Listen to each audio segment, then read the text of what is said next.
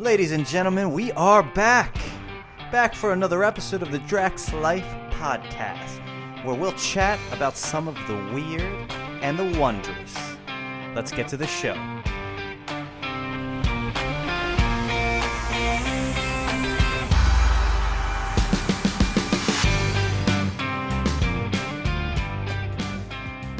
We're live. What's up, dude? I'm good. The Christmas season is upon us. How are you feeling? I'm feeling well. This is definitely going to be our Christmas New Year episode of 2023. I don't really got much to talk about, so this is going to be a wandering conversation. So you were saying before I started recording, you bought a 4-pack of what? I bought a 4-pack of Magnum tonic wine. Remember a couple episodes ago we were talking I do. about, yeah. So, but it takes like 5 weeks to get here. Where are you ordering? In the Bronx. Jamaica? In the Bronx. Yeah, I think it's coming straight from the island. So, it's real. That's hilarious. It's good. It's this thing, man. It's if you want to give your partner a good Christmas, drink Magnum. I'm telling you. So is that how it's advertised? Is it advertised as like an aphrodisiac or like a stimulant for men? Absolutely, and women. It was both. Yeah. So when you go to like a bodega and like up at the front of the counter, they always have, and I've never purchased any of these things, but like they always have had like these random, I don't call them sexual aids, but like nondescript Viagra. You'll see like goat weed or like. I was just gonna say that the goat one. Do you know anyone who's ever like? There's a lot of things like when I go to a bodega, and for those listening, like a bodega is like a 7-Eleven, but it's like privately owned, right? They're all over the place in like New York. Yeah, like a deli. I'll go there to get like a drink, a beer, a sandwich, milk, eggs. Like basic, standard things. Essentials. But there's always like, the essentials. But there's always random, like always at the counter, there's like an assortment of random, like, I don't even know what you want to call them, vitamins and like random, just non-label. Like for all you could be like ingesting, I don't know, sawdust. But yeah, in New York, you see like there's always like these aphrodisiac stimulant, like little pills and whatnot that you can get at one of these places. Yeah. It's it says it's made with what's the word? It starts with a V. Vigorton. So okay, is that like an herb or like some type of Asian or African root? Yes, it's basically it gets you solid as a rock. It's the best way I could say it. But remember that night I told you, it's like I thought, I mean, not to get too graphic on the audience, but I thought I was gonna go home and just fuck my mattress. What the hell was going on? That shit, because it's like I said, it gives you the caffeine jolt, it gives you like the buzz, like the tipsiness, and it's also herbal, like it's like drinking like a nice herbal tea too, so you get nutrients and vitamins from it. It's crazy, and it's like taking this Cialis. It's awesome. Everyone drink Magnum. Interesting. Yeah, it is kind of interesting. Like every culture, like we have Viagra now, like Viagra is a thing, or Cialis, right? But every culture has like herbs that they have like historically consumed for this particular issue. It's kind of interesting. Like the Cialis and Viagra is just the next evolution of a centuries, millennia long problem of like how do we encourage and stimulate this aspect of a man's life and woman's life. Yeah, no, it's both. And to your question, the way it's marketed and branded, it's like the goat weed. Like it's clear that the bottle has a man and a woman like pressed up against each other in like a caress. You know what I'm saying? So they know, and basically they know what they're doing. Yeah, they're not making. There's no deception. There's no. There, if you're purchasing it, what you're purchasing it for. yeah. Shout. Always big up the Caribbean. I love Jamaica, and I on one of my other favorite shows. There, one of my he's an ex hockey player, Ryan Whitney. He went to Montego Bay on vacation, and he just validated everything I thought about. I've never been to Jamaica. Have you, Chris? No, I've never been. So what was he saying? He's basically saying everyone is so it's always in a good mood, so laid back, very chill. No one is high maintenance. Everyone is just in a relaxed state of mind, and they just kind of like go with the flow. They're down for anything.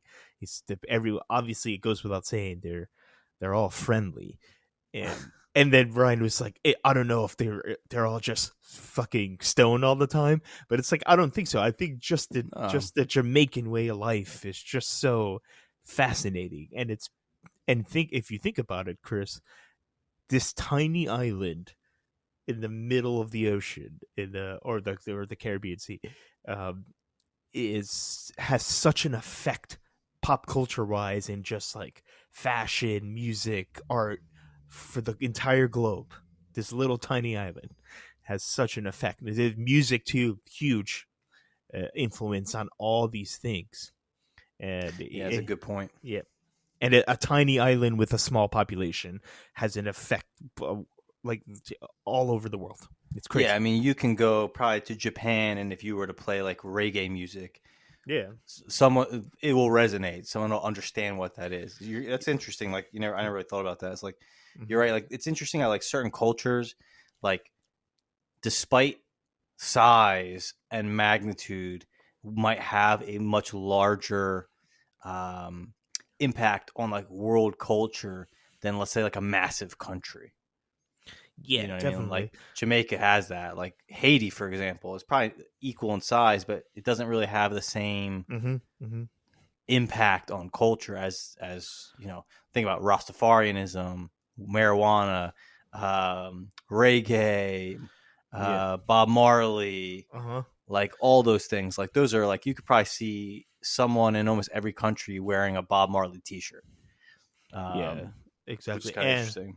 And even when you see the colors, like when you see those colors, you immediately Jamaica. That's the first thing you think of, and Yeah. that's why Japan is a good example because Japan is another place that's if you look at it in terms of size and look at the impact Japan has had on the world, crazy too. Yeah, it's a But good point. Yeah, you're right because Japan is not a very large country. You know, mm-mm. I actually I like saw something randomly. I think on like Reddit the other day. It was at the I don't know the exact number, but like a large like some of the countries, not the countries, the companies that have been in like I think it's like the top 20 companies that have been in operation over 100 years are all Japanese companies. Yeah, man, it's crazy, right? Yeah, it's like the one thing I always find so fascinating about Japanese culture is like it's the sense of into anything they do well, and they put a lot of effort and energy in doing it. Like I don't think that is like a stereotype, like something is made up. I think it's like actually like, accurate. Like whether you are a street sweeper, a CEO of a company, or a taxi driver, like you will put like the same amount of energy into doing that. You know the operations that make up that job, like to the best of your ability. Like you will put a sense of like grace and like focus in whatever activity you need to do. It's like a very Japanese quality about them, like part of their mindset, like that's like bred into them. That you don't see that, like you don't see that that's not an Yeah. American thing, No, no, no, not at all. which I Yeah, wish it was. Like, yeah, yeah. If we could take something from the Japanese, it would be that, and they're also very humble and very like what's the word grounded. I would say. So we were talking to one of our friends, and uh, Japan. It's not like the U.S. where the Northeast has a certain traditions and cultures, and the South has their own, and then the West Coast, and then the Pacific Northwest and the Midwest, etc. All of Japan is kind of one culture. So it's the entire country shares this these same beliefs and traditions and like cultural impact, and it's kind of cool. So but go ahead. No, go continue. Yeah. So it leads to very like I don't want to bleed. If we can bleed this into the World Cup, because I do want to touch on the World Cup for a little Oh, bit. dude, yeah, Yeah. let's talk about everything. Mhm. I'm down to just hang. I'm drink my Yeah. beer, ponder some of the unponderable things. I am into the coquito already, so it's been made. It's still fermenting in the fridge, but I cheated a little bit. So this is a halfway coquito. Usually it takes 3 to 4 days in the fridge. So it's evaporated milk, condensed milk, coconut milk. Actually, it's not coconut milk. That's a common misconception. It's cream of coconut. You got to get the Okay. Coco Lopez. You know what I'm talking about. Nice, The blue nice, can. nice. Speaking of bodegas, Yeah, I was gonna say yeah, exactly. This is where you're going. yeah, Either the bodega or the Goya section of like of like Key Sea Foods. Town. Yeah, Yes, exactly. Coco Lopez. Everyone knows. Unmistakable can. The blue can with the coconut crushed, or like the split coconut. Uh, with the cream coming up.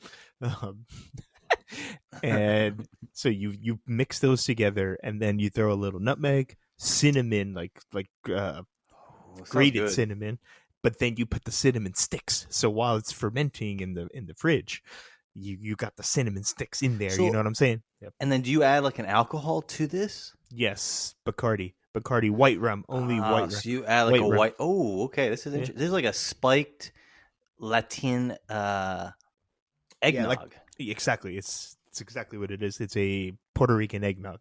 Pretty That much the sounds best. fantastic. Yeah. You but it tastes so good. It'll creep up on you, Chris. You know what I'm saying? You Oh gotta yeah, that's the monitor your best. That's coquito. the best feeling though. It's like Yeah. when it all of a sudden you're like, Whoa. it's like a hoodie has come on. Like how it's like, oh, I'm wearing a t-shirt. Why do I feel like there's a hood over my head? It's like, Yeah. yes, that's the coquito. Yeah, right, exactly. Coquito. Big up. So Um, I'm nice. drinking a halfway one, so it's not fully she's not fully done yet until Christmas. Until Sunday afternoon. That's when it's gonna Mm, be mint. nice. But so going back to your original question is like, do I know anyone who has purchased or used one of these products? We've worked with one of them, and let's just say, yeah, we have, and Okay. it's a guy that's a, let's just say he was very forward and at times inappropriate in terms of speaking with female customers and employees, and I think you know who I'm talking about. It's his name starts with a D, and he had horrible jail tattoos. His tattoos, yeah, you Yes. know, Okay. yeah, right. I'm not. Yes. I don't want to. You know who I'm talking about. No, and I did nothing against this person. So yeah, Yeah, keep going.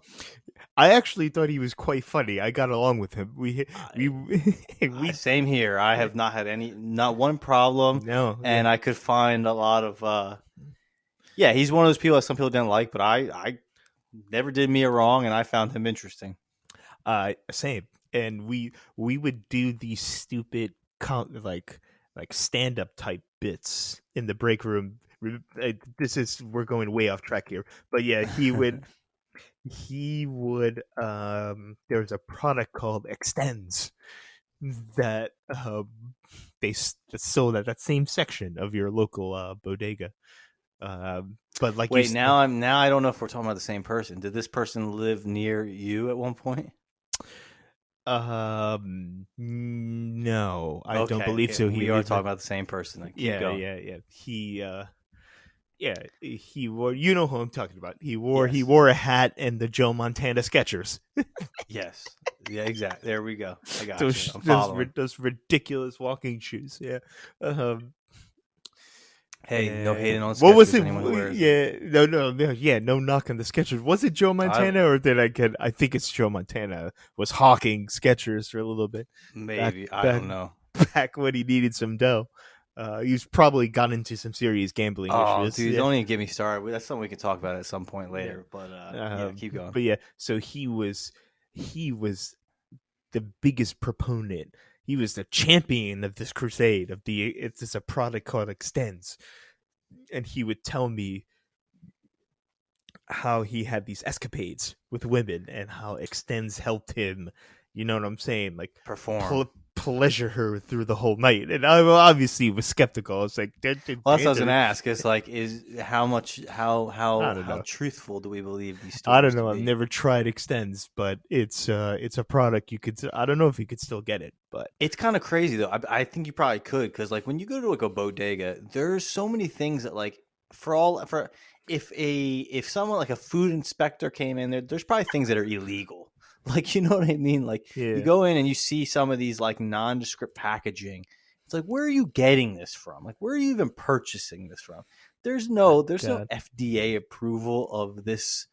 Like, for all you know, it's like a little speed tobacco mixed up with maybe like 1% cocaine. Yeah. Somehow they're able to package it and sell it.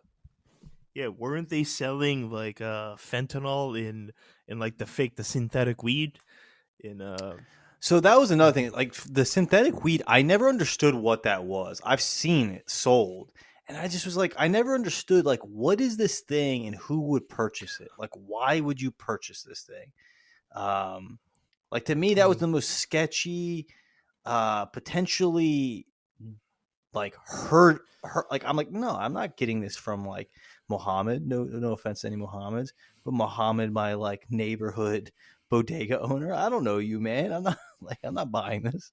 yeah, exactly. And it was it was said to be the cause of when there is that zombie apocalypse underneath Oh the yeah, because there was mortar. bath Yeah. salts. Yeah, exactly. You used to be able to buy bath salts at Mhm. like all over the country, or at like delis and bodegas, like these kind of like mom and pop convenience stores. Yeah. And which is insane. Like, yeah, people would go and have like bath salt, like psychosis, and Yeah. yeah, would just freak out. There was like people ate other people, like very crazy. I think Mhm. the McGaffey guy, he was big with bath salts. I think he had like he made his own versions and loved them. Yeah. Go, That's go ahead. I don't know what the but I've never done it, but there's I have no desire. what's the high like on but like what's the draw of it? I really let me. I mean, let's since we have a Yeah. second, let's look it up. I It really don't know. I'm assuming there's some degree of euphoria, right? Because it why has to not? be. But like, it's just same thing with the people who have like recently. What is it, like the smoking of like a certain type of poisonous frog? Have you heard about this? I have actually a And, little bit. Good. yeah, and like how they talk about how it's like what is it? It's like 30 minutes of hell, like horrible pain, and then like 5 minutes or like 2 minutes of like pure euphoria. But it's like you got to get through the hell to get to the euphoria. Let's see, bath Yeah, salts. yeah. I looked it up too. So in the United Kingdom, it's called monkey dust. FYI, that's kind of random. Monkey dust. Recreational designer drugs. Yeah, this is everything I'm seeing is bad. But anyway, everyone should just do DMT. Do ayahuasca and DMT if you want to get wild. So, Yeah. I'm trying. Yeah, where I'm trying to. What are the What's feelings? yeah? This Usage can be ingested orally, snorted, smoked, or injected. Effects: eh. bath salts or monkey dust comes in a powdered or crystallized form, which can be swallowed, smoked, injected, or snorted. Jesus. The effects are similar to MDMA or cocaine, but with a duration of 5 to 6 hours. So I think that's significantly longer. Yeah. Both substances cause a rapid onset of action in the central nervous system. And okay, in larger doses, this class of substances can cause effects similar to those seen in cases of serotonin syndrome. I have no idea what that is. All right. So it releases your serotonin. So it's like Molly and MDMA. Interesting. And I guess they were able to Oh, yeah. sell it for a while legally. Mm. Yeah, Okay. bath salts was originally a research chemical or legal highs. Yeah, it's kind of interesting. Like, that's crazy stuff. To me, part of me is like, make all of these things legal, because it's like you ain't stopping people from trying to chase euphoria. Mm-hmm. Like, if you think about it, that's like all of these drugs. Like, that's what people are. It's almost like people are all chasing heaven in their for many people, their life's journey is trying to find Mm. that piece of paradise, like one inhalation, one, shot, one pill at a time. Like, you ain't gonna stop that, like, no matter what. Yeah, I know. I know. If people are willing to smoke a dead poisonous frog, like, you ain't stopping people, man. There's no end to that. I know. Yeah, we're willing to go to great lengths to like achieve that feeling. And, Yeah, so exactly. If someone said, "Hey, like, go climb this mountain. Inside this mountain, there's just mushroom that you could consume," you best believe there's gonna be more than one someone's gonna person do trying it. to climb that mountain. Yeah. So It's kind of a crazy thing about humans. yeah, so it's yeah. I love how all of our I think Bertrand said it too in the last episode. All whenever we talk, it always skews toward like we start getting into the psychedelic realm at some point. It'd be like Yeah, dude. It's because it's an interesting realm, and it is. also it's like we're not talking about something that's specific to us. Like, what we just talked about for the last like 10 minutes is like these were phenomenons happening like in culture. Like, there was a period where bath salts were like very popular. Like, Mm-hmm. people are taking this thing, and it's like, well, what are they seeking? Like, they're seeking like an escape. They're seeking euphoria. They're seeking Yeah, something beyond this, mortal coil. and yeah, that's why if anyone's out there, do a bit of mushrooms and do some DMT. That's telling you that's what you want to do, and you can have a relaxing drink from now and then and smoke weed. You don't need to get into these hard pharmaceutical narcotics. You don't want that. And the thing is, like, with those things, it's like you don't really hear of too many stories. It's kind of interesting when you talk about drugs. Like, there's not many stories of people who go down those paths and do them with any degree of moderate. Like, you can have people who you'll meet and have a few drinks or maybe smoke a little bit of weed throughout their life with really no lasting impact, Mm-hmm. right? But like, like there's a lot of other drugs where it's like, this is not going to happen. Like, I don't believe you can recreate like cocaine. To me, like, I know some people who I would say, quote unquote, maybe use it periodically, but Mm-hmm. to me, it's like, I think there's certain roads that if you go down and you open that door, it's like that's a hard door to close, just because like the drug itself is just so Yeah. like rewarding. Like, I don't think you meet too many people who have had like who've had a who say cocaine is a bad feeling. You know what I mean? Like, Mm-hmm. it might lead them to do some bad things, but like, I think very few people will say, "Oh no, like, yeah, I did it and I didn't like it." Like, most people like it. It's because it plays on Yeah. the human physiology in a way that you're gonna like it. Yeah. That's But I feel why like, listen to Joey Diaz, like, for example. That's a guy who went he's an down and expert. dirty with cocaine, Yeah. and his stories are fun to listen to, but like, you would not want to live that life. Like, that's the life of like a degenerate. Like, honestly, like, it's a funny story to hear about, but like, if you were in those rooms actually like there when these events are happening, you're like, oh man, come on, bro. Like, it's not a Yeah, good I know. look. But coke is associated with partying and dancing, so it has not just in America, all around the world. It's Oh yeah, associated with like having a good time, good music. You're with good it's a life, company. and it's an Yeah, enhancer. correct. And which is different from heroin because heroin is more of a I'm alone, like it's more of a junkie type drug. So I have two theories. I don't know if I Yeah. ever told you this theory, but like, and I think it might be true. And I've never heard anyone else say this, but Mm-hmm. when culture, when society, like, you have these two escapes, right? right? You have cocaine, you have heroin. So you have opioids and cocaine. And I don't know what you methamphetamine. think. So you have uppers and you have downers. Let's just say that, Correct. right? Heroin, I would say, is a downer. Cocaine is an upper. Yeah. When the life is going well, when culture, when the world, when society, 80s, right? The 80s was like a fairly good time. Like I think the economy was very good. Money was good for most people.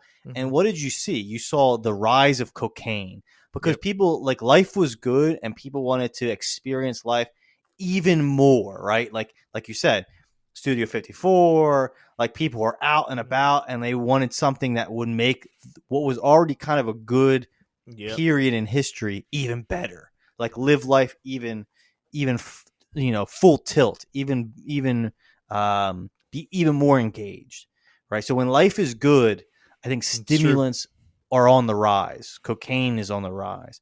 When society, life, the world gets bad, people seek the escape and they seek heroin because heroin takes you out of the world and into this like synthetic paradise. Cocaine puts you right into the world where you feel everything, you see everything, everything is heightened. And I think that's the human continuum, right? Like when life is good, you see heroin that increase, opioids increase, and when life gets bad, or no, reverse, opposite. Yeah, when life is good, you see like cocaine, you see amphetamines, methamphetamines. Like people are like, oh, I want to stay up for 12 days and just like have sex and party and dance, whatever. Exactly. Yeah. Drive from the East Coast to the West Coast in one shot, like crazy stuff. And then when life gets bad, it's like I want to zip off to my little piece of paradise with a needle in a dark room. Like right now, we're in an opioid crisis, and I do think that maybe is part of it, right? Like 80s and today, like I would say to some degree for a lot of people, life has got maybe some more difficult, and you've seen opioids increase ever more. One reason, psychologically, not the only reason. No, that's a good point. And now, if you want to get even deeper into that, there's two legalized forms of each of these substances now. There's painkillers and there's Adderall, which is just this. It's the same thing. It's just it's not over the counter. It's prescription medication instead of a street drug. Of a street drug, yeah. Dude, the one thing. So I've been watching like I'm pouring my beer into a Chinese tea cup. Is this a customized teacup? That's what I picture. Dude, this is like, so my brother, he did he taught English in China, and he brought me back a tea set. Nice. So I have these little clay cups that like fit just like, very small cups that you would drink like, less than a cup of, like a fourth of a cup of tea out. I can picture it, yeah. And now I'm drinking my smoky beer, smoky beer. I've never had a smoky beer before. Yeah, describe it. What does it look like? Is it good? So I don't know. I can't. The more I drink it, the less the smokiness affects me. But when I first took a sip, I was like, oh, this is interesting. Why do I taste like a bonfire in my mouth? Like I've had scotch, like good, like real single malt scotch, which is very smoky, and you're like, oh, like you kind of like it, but you kind of don't like it. Like it's kind of a dance between the two feelings. And this beer has it. So I'll read you the back. Let's see. Yeah, before you do that, I like scotch. It makes me dance. Scotch, yeah, scotch will get you, and it makes sense why scotch came from where it came, right? Because like you think about this, scotch came from a relatively wet, like moist land, Scotland, right? It rains, very grassy. You need to escape from the chill of Mother Nature, so you create an elixir that literally puts fire into you. And if you read about scotch in Scotland, it was originally a medicinal beverage. Like it was medicine. Like it was something administered as like a medicine. And if you read any like old books, it's like how like people would give you brandy. Like you'll read like a classic literature and someone comes out of the rain and they're chilled, and they'll say, "Oh, go get him a cup of brandy." Kind of like the same idea. It was like these fortified beverages that kind of like reinvigorate. It's almost like smelling salts. Mm-hmm. So let's see, the historic smoked beer brewery, which is like never heard about this. Some words I can't pronounce in another country. Traditionally, beach has been and still is used. The malt for Schlenkerla oak smoke is kilned with oak wood. The resulting Schlenkerla oak smalt has a smoother and more multi-layered smoky note than the intensely aromatic beech smoke malt. Hence, the complex smokiness in this double bock is paired with the multifaceted bitterness of a finest Hallerto aroma hops. So it's based off a 14th century recipe. Interesting. But I like it's in a bottle. 8% makes it looks like something a monk would That drink. was one of the worst ad reads I've ever heard, dude, by the way. It's pretty bad. I'm glad they're not. We have no sponsors, but they're not a sponsor of this program. That was bad. But also, before we move on, I would want to say, speaking of moist, wet lands, I love visiting those, if you catch my drift. Yeah. I'm a certified explorer. I think I follow what you're laying down. Yeah. So big up Scotland every single time. Come on. Okay, but I want to throw something at you. It's Christmas time, and I want to get this in first before I ask my question to you. Okay. And hit me. Christmas, as I've gotten older, I've begun to appreciate Christmas more.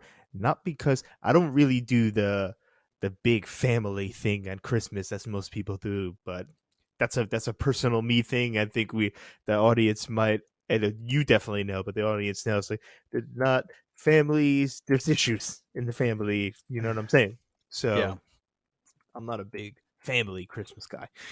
But also, your family is not near you. Yeah, yes, and we're kind of like spread out, all of us now. So, in any event, Christmas to me now is all about spending time. If you ask me what is Christmas, he'd be like, Bobby A. What is Bobby Christmas? Bobby Chris Kringle, Bobby Santa Claus, Bobby Rudolph, Bobby Frosty. Bobby Frosty. I think I might like that the best. He'd be like, what does Christmas mean to you? Christmas is about spending time, having a couple drinks, smoking some herb, and eating good food, and basically getting fucked up with your friends and family and having a good time. It's not about gifts and money and waiting online to buy the latest thing, and unless presents, yes, all right, fine. It's almost a chore to get presents now. It's not a fun thing. So what I want to propose is Christmas should just be about getting drunk and high with your friends and family, the people you love.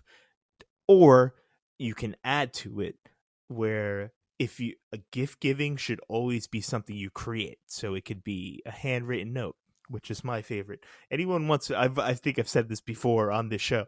If anyone wants to get me a present, birthday, whatever, fucking finally becoming a mature adult present, Christmas, whatever, who cares?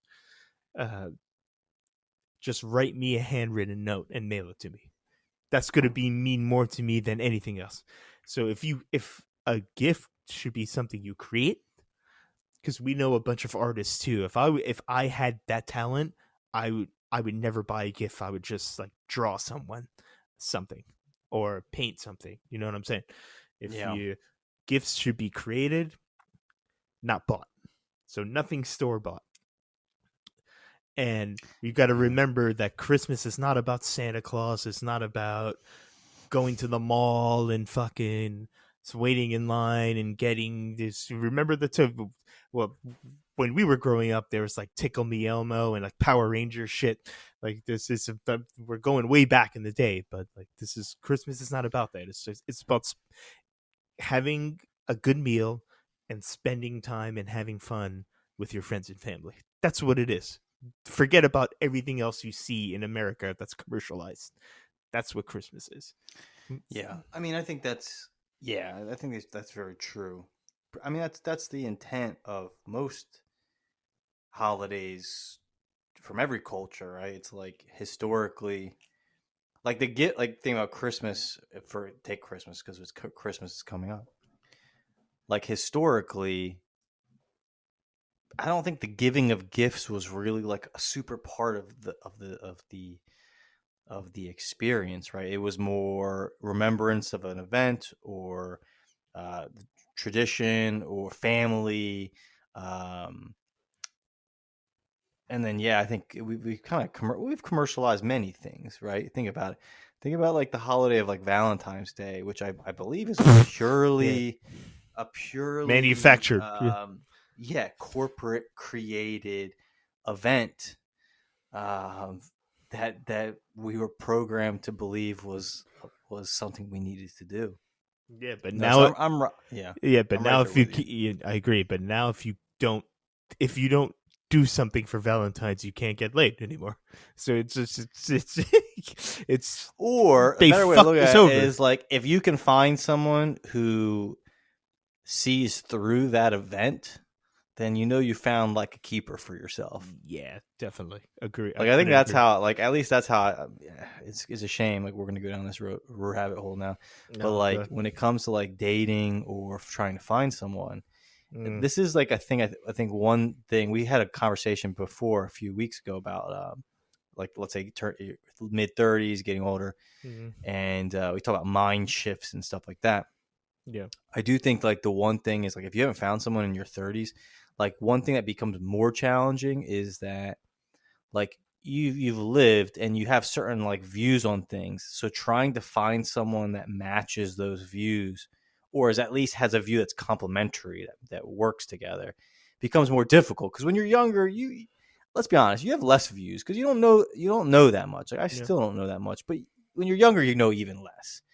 And as you get older, it's like it becomes more and more difficult. So like the Valentine's Day thing is true. Like I think it would be difficult to find someone who like if I met someone who loved like wanted gifts and like it's nice to get a gift. It's nice to give a gift. But like and I don't think there's anything wrong with that. But there are people I have met who like it's very important like if they're given a gift. Like that's their love language. Like a material thing is like and like depending on how many gifts that were given, like they might not be happy.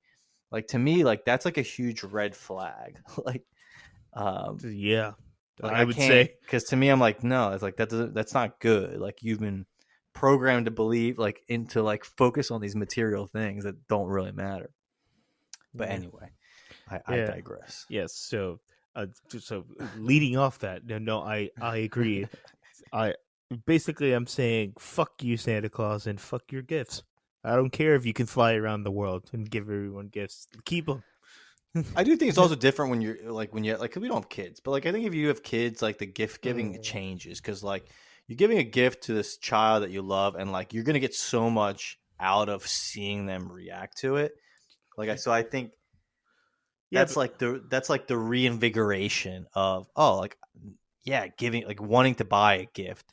But when you're an adult and like other adults, it's different. Yeah, I agree. yeah, but I see your point, but my pushback would be, but now it's just like a video game or some console. You're giving them some electronic device. That's what you're giving them. Pretty soon, you're going to be giving kids like robot friends. Some 8-year-old robot that can be their friend or some shit like that, and then it's going to turn into like a sex robot later. So I mean, let's be honest. The moment robots fully, like, the moment Westworld is possible, like, what's actually funny about Westworld, another tangent, You watch more seasons than I did. I watched the first season. But you know what? Yeah. That is very realistic because that's exactly what It's could have happened. That park. Like, if you had robots that were that essentially they're human, like they're androids, like for lack of a better. Mm-hmm. The first thing that will happen, it's like, so there. I read this somewhere, was that like any technology that the porn industry gets behind tends to survive. So like they use an example Sure. of like, do you remember mini discs when we were like maybe 14, 15, 16 years old, maybe older than that? There was like a new technology. It was mini discs. Yeah, and dude. it was like, Yeah. do you remember that? It was it like kind of like a floppy disk where you could store information. Correct. Very small. Yeah. High tech. Could store a lot. Like this was around way after floppy disks, but like CDs were around. But it was kind of like the next evolution, like this new, like kind of like 8-track, but like so like these things. And it died out. Like no one uses them, but it was like a pretty big deal. Like even I had like a little mini disc player, and it was like a pretty cool new piece of technology. So like they use that as an example. Like the porn industry didn't get behind it, and like that medium of technology did not exist. It didn't live on.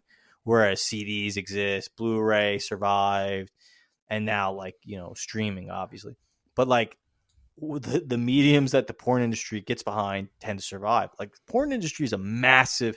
It's kind of sick actually how big of an industry it is in our society. Like it's billions and billions of dollars are in the porn industry. Yep. And you best believe if robots, lifelike robots, come into existence, which they will, that'll be I would imagine that will be not the byproduct, but maybe even the reason they were invented. Like robot wives, robot husbands, robot boyfriends, robot sex workers. And guess who's at the forefront of that technology? The Japanese. If they're making the road, they're going to make the sex robots. I think I trust more the Japanese than the Chinese. Oh yeah, 100%. So like I'd rather the Japanese come up with them than the Chinese. But you're right. It's such. Think about things when you think about things that'll never go out of style, quote unquote. You got the pornography is it's right up there with like eating. It's just never. It's never going to go out of style. It's never going to go away. Yeah, it's never going to stop. Like I mean, I think they even find like ancient like graffiti, and it's like it's pornographic. It's like boobs and like penises and like sex acts, like thousands of years ago. Like human beings, this is my one view, is like we're gonna be talking about all kinds of stuff. I'm down to talk. I don't know what your schedule is. No, keep going, man. It's Christmas Eve. It's Christmas Eve. I got the coquitos flowing like the salmon of Capistrano. Shout out Lloyd Christmas. Great movie, by the way. That was my question. I was going to ask you later. Christmas movies, but let's finish your point. Oh yeah. What was I going to say? It was that. Oh yeah, it's like this idea that like human beings are like this progressivism, right? Like this whole idea of progressivism is like a lot of people believe. I think that like human beings we're like evolving, and that like we're so different from like ancient peoples and like our ancestors, and like like we have this technology, and like there's just like no like we're just very different, and like and many people are like we're getting better, we're moving forward. It's like I don't buy that shit, dude. I think you can dress up a pig however you want it to be, but it's still a pig. Like I think that's kind of how humans are. Like I don't think if I had a time machine and I went back 2,000 years or 10,000 years and I got a bunch of people together and we're going to have a conversation, and let's say we could all communicate together, I don't think it would be like talking to another human, like another species. I think we'd have a lot more in common. I think we probably would be able to crack jokes and would be able to like resonate and vibe off of a lot of things. Like I think if you got two husbands together, one from like the 2022 and one from like 4,000 years ago, I bet you they have a lot in common talking about their wives. Like I bet you they could like make the same complaints. Like I can almost guarantee you, or like talking about their kids and what they're dealing with. Like this ancient Greek is talking about his like his rebel child. The rebel child might be doing something different, like beating the slaves. little different than the kid who's like, you know, I don't know, didn't get good grades in school, but still, it's like they're still complaining about their kids. You know what I mean?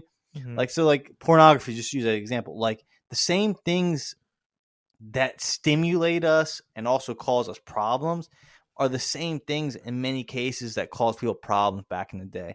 Even Mm-hmm. like social media is a new phenomenon, but it's not really that new if you think about what it Like does to us, right? It's like what it biologically, people yeah. yeah, like what do people like? People like to have their opinions heard. Whether you live in a tribe or you know what I mean? Like you still like people like to have their opinions heard. All social media has done is given people more access to have their opinions heard.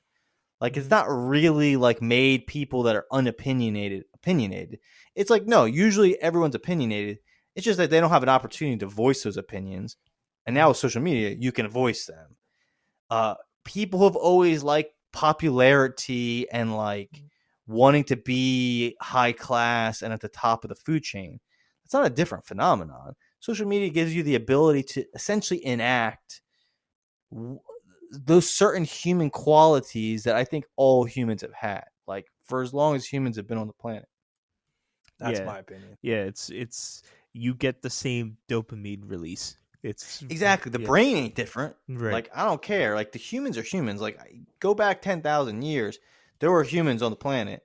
Those humans were biologically the same as us. Mm-hmm. That means same things affected them the same way they affect us.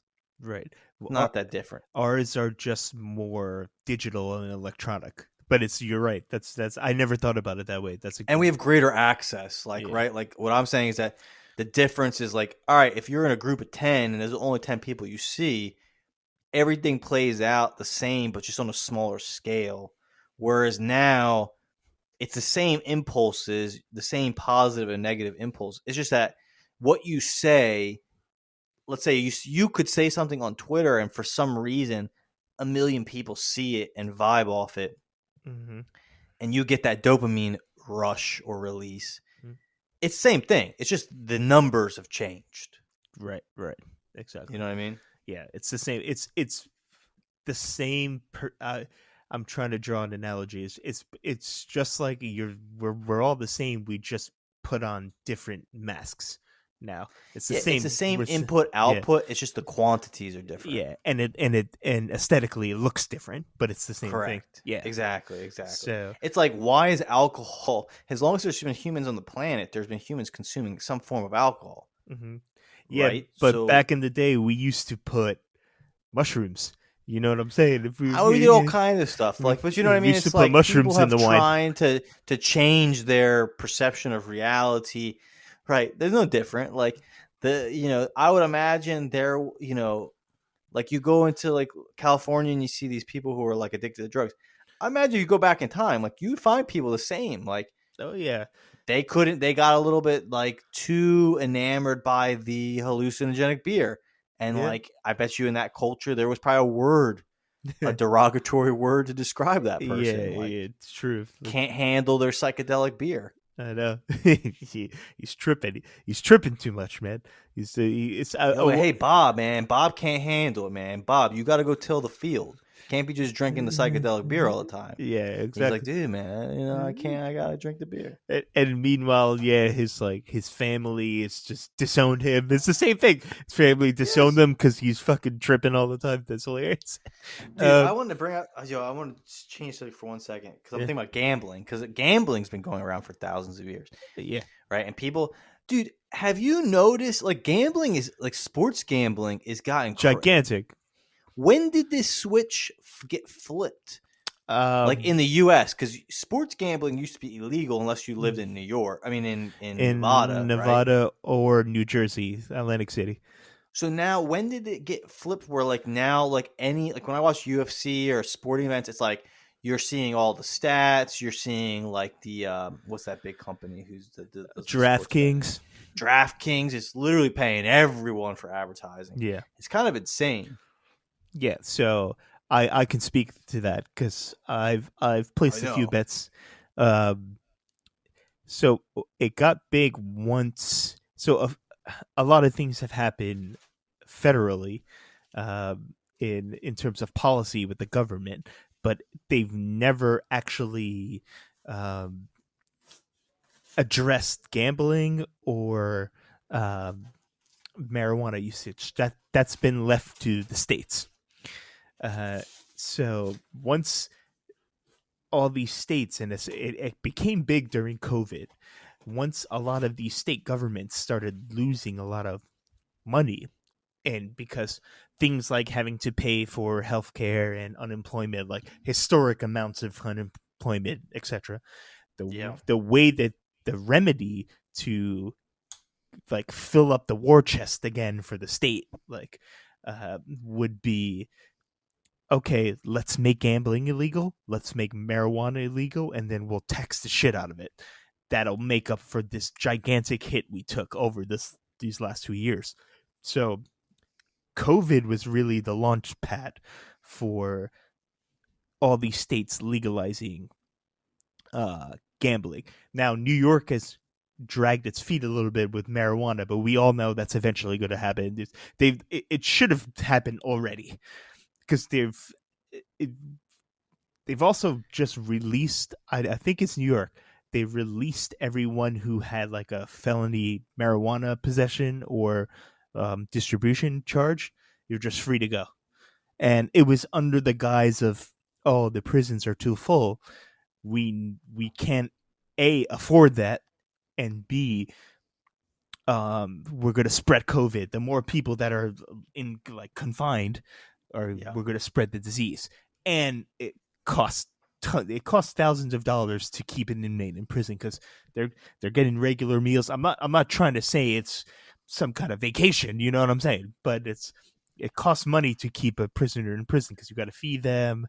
They still need to take showers. There's still healthcare stuff. There's still medical stuff that needs to happen. Yeah. So yeah, definitely. It costs money. So states started relaxing all these, let's just call a spade, these puritanical laws against gambling. I think you and I are of the same ilk. If you have a legitimate gambling addiction, please seek help, and I'll be the first one to have a conversation for you because I just love talking to people and learning, but I'll help you, man. I will sympathize with that. Now, if you just want to have a little fun with your money and you have discipline and you can control yourself, why can't you gamble? What's wrong with that? Be an adult, and I think you mentioned him earlier, like Joey Diaz, Joe Rogan, Chappelle, all these guys, like all of our favorite comedians, they say the same thing. It's like, listen, if you're an adult and you want to go and put this amount of money on this X game or this certain horse, like a horse racing has always been big. Remember the OTBs in New York? You remember the off-track betting back in the day? Oh yeah, I remember this. So if you're a disciplined, well-adjusted, intelligent adult, why can't you go gamble on a sports game? Now, the counter argument would always be, oh, but it's an addiction. You can get, it's a slippery slope. Yes, I agree with that. It is true, but if it's controlled, if there's some way that we can control that, and now state governments are now that it's more digital and it's not just you going to the off-track betting and blowing your entire paycheck there, which I've seen, which I growing up in the Bronx, it's not there anymore. But if anyone remembers, on Westchester Avenue, there was an off-track betting, and which was on my way home from school on the walk. So every single day, I would pass it. It was closed when I was going to school, but on the way back, I would just see people. It just smelled like cigarettes. You could smell it from a block away, and there would be the gamblers, who just lost all their entire Friday paycheck on the fucking ponies outside. So it was like that scene. Remember the scene in Seinfeld where Kramer bets on the mother? His mother was the mother. Yes. Yeah, it was like that. Yeah. These guys with the newspaper in their hand, just dejected because they're like, I was supposed to pick up groceries before I got home. What am I gonna do? So you can look back on that and laugh now at perils past, but that's a serious problem, and I'm I not mean, believing dude, that. Yeah, yeah, gambling is. I'm sorry, keep yeah, going. yeah. But my overall point is, if you're, it's like you said, it's all of these things have the same. This is actually a pretty good conversation because all of these things have the same theme. It's the same thing with mushroom usage, with DMT, with alcohol, with weed. If you just use it smartly and like with discipline, it's actually good. The people gambling is fun. No one is going to deny that it's fun. Uh, but you just got to be smart about it. It is. It is. I'm not wrong. I'm not No, wrong. I mean, I would say, I don't consider myself a gambler per se, but no, it is fun. Even if you bet $1 on something, you Yeah, watch how it it changes everything. Yeah. intensifies your watching of it, right? Because you're a little bit more, even if the dollar, right? It's not gonna make or break you, but it does get you more focused. It's like I was talking to a guy who does fantasy football. I was talking to him at the gym, and it was interesting because I don't watch football like that, and I've never played fantasy football. But he's describing the activity of it, and the comment I made was just like, "Oh, this is like really interesting because it's brought you deeper into the game." And he was like, "Oh yeah," he's like, "I used to follow my team, but now watching fantasy football or playing fantasy football." He's like, now it's not just about my team. It's more of making me a student of the game, right? Like I'm looking at all the teams, Yeah, all I the agree with players, that. the strength. It makes the game more enjoyable because it draws you in deeper beyond just that basic fan level. I think the thing with like, just to riff off what you were saying, um, these things are complicated. Like I would not actually want to be a lawyer, like a politician, someone in government having to legislate these things because it's like very difficult. Like I tend to be of the mind of what you were saying. It's like I think human beings, like I'm a free person. Like I should have the right to do whatever I want to do with my body within reason, as long as it's not affecting someone else. And that comes to like, let's say there's a certain drug, like let's say I have a debilitating, like a cancer, and there's some drug that has a 95% of killing me, but there's a 5% chance it could cure me. And if I don't take it, I'm going to die at some point. I should have the right to take that. It's like my choice, right? Like I will sign at the line. It's my body. I'm going to take this chance, and Mm-hmm. I'll let the chips fall where they may. Right? You've warned me. I understand, but it's my right to take it. And I agree with that. Like that's your body, your choice, your rights. Like for lack, and there's some negatives about that. But like there's situations where like we could probably go into certain directions where we could have the same conversation about your body and maybe disagree or have a different interpretation of that. But like when it comes to drugs and things like that, gambling, right? Like I don't think it's the government's job to like legislate like good behavior, right? Like it's not your right to it's not your job to tell me like what's right and what's wrong within reason, Mm-hmm. right?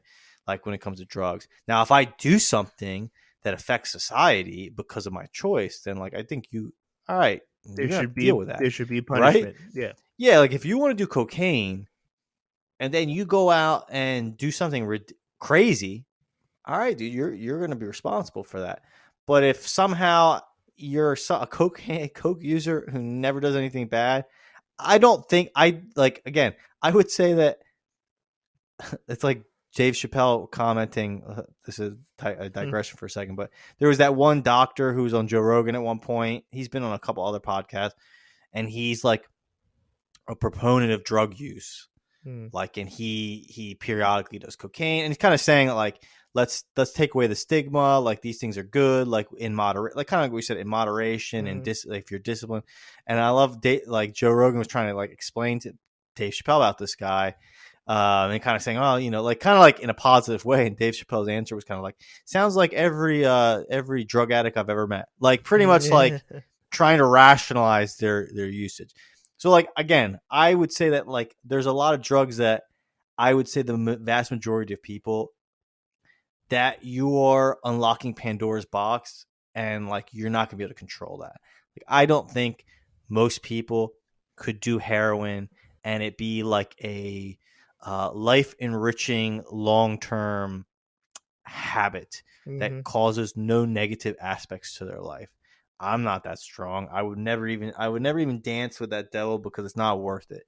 Even with like cocaine, like I've known people who've done cocaine, and I don't think that they're like avid cocaine users, but I would imagine once they've done it once, if it pops up at a party, they're going to do it again, right? So like then it like the door is open now. So like if it became abundant, your usage might increase. Yeah, I agree. Yeah, true. But again, it's like that's your choice. Like if you want to like ruin, it's the same thing like this. This is what I think with like it's contradictory when it comes to government, and like this is why you can go down to conspiracy theories. It's like gambling. The lottery exists. I can go to a local deli and get a lottery ticket for the state lottery. That's gambling, right? Nothing wrong with that, right? That's government sanctioned gambling. They get their cut. You're allowed to do that. So gambling's not illegal. It just depends on the form of gambling for the longest time, right? Like it's kind of contradictory. Sports gambling, exactly. Correct. Drugs are illegal, but like you can go buy alcohol. That's a drug. You can go buy cigarettes. That's a drug. So like a lot of that stuff is kind of just, it's not like right or wrong or it's good or bad. It's like, no, it's like the government's choosing, in my opinion, based off shady reasons, like what drugs are legal, what drugs are illegal, what activities are legal, or what versions of an activity are legal or illegal. It comes down to that regulation. To me is like, it's like, oh, why are you regulation? So like, why can you do that? But you can't do this. Why? Is it because you get paid more money out of this and then that? Like weed, marijuana, it became legal. I would say, like you said, at the same amount of time where states were like, this is a huge tax. This is a huge amount of money we can make in taxes. So the same person who was probably telling their kids marijuana is bad is like within the same generation is now saying, oh yeah, it's not so bad. Like I remember I asked a pastor this at one point because I always think about these things as like contradictions. I'm trying to understand. Like I was talking to this pastor. I was like, so like, how are you going to operate? How is this going to work? Right? Like for years you've been telling people or like parents, leaders, marijuana is bad. It's like the bane of society. Just say no. Like you're making it was a moral stance. You're not saying that like it's illegal, don't do it. It's like this is evil. This is bad. This is like negative. This is like, it's like you're a bad person if you do that. Same generation now, those same people, it's now legal. So what were you saying for all those years? That means it wasn't bad? Does that make sense? Like it's kind of just a weird. It's like hypocrisy, kind of like this is why like laws to me are just so weird. It's like how can you tell someone say something's bad, and then in the same generation now that thing is not illegal anymore, and now it's not bad. Yeah, that doesn't make any sense to me. Yeah, this is. I mean, that's. Like imagine being a parent and now like you know what I mean? Like there's a parent who was probably telling their kids that marijuana was evil, and then in the same like within their same teen years it became legal, and it's like now what? Like they lost their credibility because it's like you can't say it's bad, can you? I mean, I don't know. Sorry, I'm just kind of like digressing. Yeah, no. That's.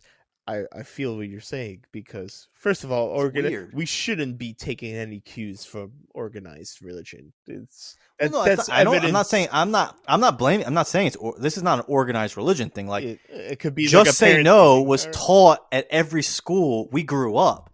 Just say no. Like dare was something paid for by the government to teach kids that marijuana specifically was bad. Yeah. And now the same government, same lifetime, is now telling the kids and people in general that this thing is not bad. And not only is it not bad, it's like this has nothing to do with religion. Yeah. This is government. This is the government. The government told you this. Well, you was said bad. Pastor, so I said. Well, I'm saying I talked to that pastor, but I was asking. I was like, how are you gonna Are you like how would you teach it? I could ask a parent the same thing. It's like how does this affect or a Yeah. teacher? How do you for the last years you were saying telling your kids don't do this thing, just say no.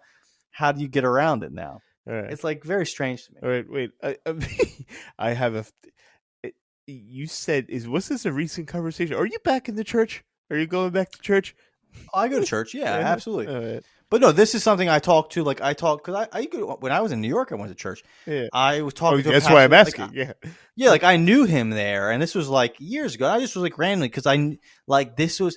You got to think about in our lifetime, like when we were kids, Dare was going on. Like we had the Dare program where I went to school. Right, it was a lot, millions of dollars were spent to try to get kids to not do drugs.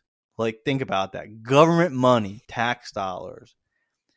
Those same kids, 15 years later, us, are living in a world with the same government. Many of those people are still in government. Are now telling people that this is not bad. Yeah, it's fucked. It's what it is. It's just to me. I think I just see hypocrisy because it's like big time. It's like those same definition people. of it. Those same people were putting people in jail for decades. It's so preposterous. It's like on possession charges for a plant. And now those same politicians, in many cases,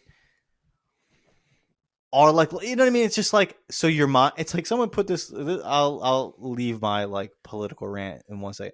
Someone was talking about Joe Biden for a second, and they like made an interesting point. They're like, all right, Joe Biden's in his 70s, right? Yeah. A man in his 70s or a woman in their 70s, right? You've lived a long time. You have opinions on how the world is, right or wrong, right? You have opinions. It's kind of funny because it's like in many cases, in many of the things he's doing and changing and what he's saying, at least at the pulpit, it's like, dude, you're in your 70s. Are you literally like, I'm trying to think of a good example. It was like for his whole life, he believed there was men and women. Yeah. At 78, he's now saying that maybe there's not men and women. There's men, women, and others. It's just kind of an interesting thing. It's like, all right, dude, like, so you had this epiphany in your late 70s. I don't know. That's just policy platform agenda. Yeah, it's just people who don't care. Like people don't have. There's no integrity anymore. Like we can lead into this conversation. I started watching this guy named CoffeeZilla. Have you ever watched CoffeeZilla? I have no idea. Dude, look into CoffeeZilla. He's like this like young guy who's like a CoffeeZilla, like a jug of CoffeeZilla, like coffee the drink. Yeah. Zilla like Godzilla. Yeah, you got that part. And he does like investigative journalism and like on scams. So he's investigated a lot of like crypto scams. He investigated like something with Logan Paul and like a crypto scam that he did. He investigated and interviewed the SBF guy. He's interviewed what's that firm? FTX or whatever that called? FTX. Yeah. He interviewed crazy shit. Yeah. He interviewed like a lot of these gurus now, like Andrew Tate, and like investigated their businesses. And like I was watching some of his stuff, and it's just like the thing, like this is the epiphany I had. Dude, there's no more truth in the world. Like that's the biggest thing. I think my biggest realization of what has changed I think to some degree, maybe it's never changed. Maybe it's always been this, and I'm just seeing the world for what it is. People just lie. Like people lie. You can't trust anyone. Like on all these people on TV, when you go on YouTube, all these people who are saying like how to live, how to do this, how to do that, like you have to almost say like they're all lying, because when you start to dig a little deeper, it's like you just find like these people. They say whatever they need to say to get paid, to progress their agenda, votes, things they don't believe. It's kind of nonsense. Yeah. It's just crazy. I mean, politicians, YouTubers, we just become a society of people who they just talk stooges. Shit. Like, there's no athletes, there's no longer celebrities. Exactly. Yeah. Celebrities it's like how many celebrities have like the SBF thing was kind of interesting for the FTX. Yeah. How many celebrities got on board for something Yeah. and kind of became spokespersons for a thing of which they did not understand, probably did no due diligence on to see if it was credible. I don't know if I would have either. But like, how many people are getting paid to advertise products of which they know nothing about? They just know that they get paid to talk about it. Yeah. Like, and It's that's what we've become, disgusting, is actually. like a society that like we care so much about getting money Billboards. that like Yeah. we'll bullshit for we'll say anything for $1. Yeah, we're all prostitutes and billboards. It's like Yeah, and they're there's no arenas. consequence. There's two crypto coins or firms. I don't even know the right terminology. They have the naming rights to two stadiums. That's how. And what if the coin just disappears now? What the hell happens to the Los Angeles Lakers and the Los Angeles Kings play in like crypto.com arena? They even name arenas. What if it's all a ruse? What if it was fake? It's Yeah, crazy. it's kind of it Yeah. is a very crazy thing. Like, Uh, I don't know. but It's yeah. what was I going to ask? It was fuck. But yeah, I did read about, to end that point. I did read about like the FTX, FB, and who's the other guy? Who's like the overlord of the crypto world? CF or some shit like that. CZ. I think Well, is so yeah. CZ is another guy who He's more reputable he though. Yeah, yeah, he's not. I mean, I don't. he's like an Again, like I don't know. That's why watching the yeah. CoffeeZilla thing is like he does deep Is dives that and he's him? like Is investigating. CoffeeZilla's CZ? No, Yeah. CoffeeZilla is just like It's, this young guy who investigates like scams oh, and is all right. like he's kind of like Clark Kent. Like he's like figuring out. He's gotten like insider information and he just does these like newscasts where he's like Metropolitan. talking about this shit. Mm-hmm. No, CZ is like as a Chinese guy who runs a crypto exchange called BNB. No, right. Binance. It's called Binance. Okay. But yes, somehow he's like the guy who kind of like was the one that broke the camel's back when it Yeah, came to he FTX. tweeted something and he was like, he was like, FTX. I looked into FTX like numbers and it ain't good. Something like that. And then it collapsed as soon as he Well, said, he also had investments with them. So yeah. like he called in some checks that they were owed to him, which was kind of like I think what people have said is like this is what broke the camel's back. Like they were a house of cards, and then I think he was owed, and he called in what he was owed, and it's like that's what was kind of like flicked the dominoes and spiral. But like that's a good example. Like here's a guy, he hasn't been indicted, but let's just say who potentially made off with billions of dollars, and it's like that's like people's livelihoods. Like, you know what I mean? Like you Yeah, think there's about like the human savings, cost entire of that. Like savings. that's Yeah. it's like the Bernie Madoff thing is like Should go to jail for that. how I'm a guilty person. Like I feel guilty and I have never done anything to this degree. Like how can you look at yourself in the mirror every day? Like the mental gymnastics you would need to go through to just be okay with that. Like it just like that when people talk about like society kind of collapsing, like those are like maybe this is something that's always happened, but like I think now that we're more interconnected, the ability to scam people is ever becoming easier. It's that people like we're creating a society of like soulless people, like who just don't care. Like the ends justify the means. Like I don't know you, you know, I don't care if I robbed you. Like I'm not robbing you by gunpoint, so like it's a victimless crime, but it's like not victimless. Like No, absolutely not. people are saddled with like $50,000 debts that they'll live with their whole lives. Like money matters to people. Money doesn't matter if you're at the top of the food chain, but like there's a lot of people out there who have relatively small sums of money that will be debt that will limit them for their whole lives. Yeah. So I don't know. Yeah, it's We need Batman. Like I'm surprised that there's no vigilante justice. Like, I'm Batman. dude, bro, like I would love that to happen. Yeah. Like I'm surprised there's not some insane billionaire out there who's just like, fuck, I watch Batman. Like I could do this. Like I I know. have the money, I have the skills. Let's get it on. You know, that's why I think I made this when Joe was here. When everyone was like, "Why you always get injured all the time?" It's because I'm fighting crime at night, you moron. That's why I'm out. Yes. I'm out in the middle of the. Football Factory is just the is It's just Gotham. the yes, exactly. No, Football Factory is just it's the excuse. It's Yeah. like, hey, why are you so tired, man? It's like I was at Football Factory all day. No. Reality was that like this Playboy lifestyle is just a ruse, Yeah. and you're out there, I'm fighting crime breaking necks. with Lucius Fox technology, and I have an old British butler in my house. Did you see? There's a new Batman video game, and never I've been out of the video game for like 15 years now, but seeing the trailer of that video game made me want to. It's like I want a PS5. I want to play the Batman game. There's a new. It's crazy. Arkham Knight, I think it's called. Yeah, they're all when you watch for me, it's not even. I don't even play. Just watching them is kind of like entertaining. Yeah, it's fucking cool, dude. Games are a whole different level. Like I don't know when you stopped playing games. I stopped a long time ago. But like when I see someone play, it's like this is a whole different world. Yeah, this is a brave new world of gaming. Yeah, yeah. No, I agree. It's. I want to get into the game, but knowing my personality, if I had that video game accessible to me, I would play it all night.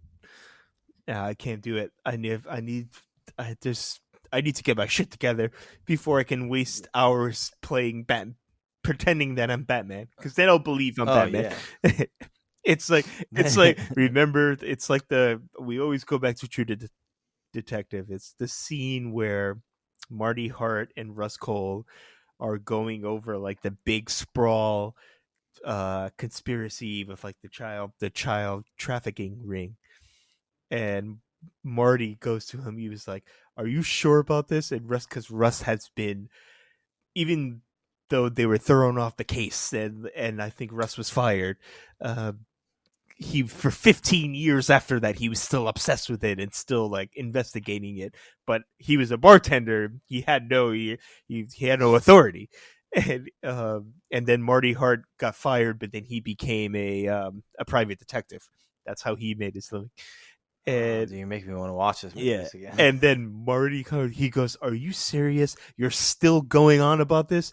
He said, and then he goes, "It looks like the last 15 years, you came up with some idea in your head and you kept drinking it until you believed it."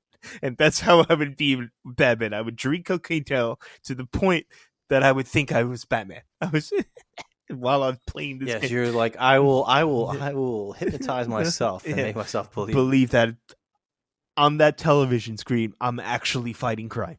That's why it's like I can't go into that.